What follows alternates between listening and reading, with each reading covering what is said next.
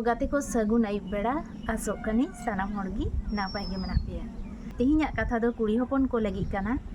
तो कथा दो नोआ गे हुयुग काना, जहां को डंगुआ कुड़ी हपन मेनाग पेया से एनखान दुलार सगाई रे पे जोड़ाआ ओना मातो नापाय कथा कान गेया। आर दुलार सगाई दो मिदटांग अडी मारांग पवित्र कथा कान गेया। एनखान मिद हर संगे गे दुलार पे भाई, मिद हर संगे गे रड़ लांदाय पे। चेदा से टाइम पास लेका नुई संगे मिद दिनेम रड़ा, हानी संगे मिद दिनेम रड़ा, नई संगे मिद दिनेम रड़ा, ओना दो एकदम गे बांग ठिका। जुदी मिदटांग कोड़ा हपनेम दुलाड़ाया सेम सिबिलाया एनखान नोआ अंतर भितरी खन गे दुलाड़ाय मे, नोआ अंतर भितरी खन गे सिबिलाय मे आर उनी संगे गे पुरोटा जिंदगी काटाव रेना रिकाय मे।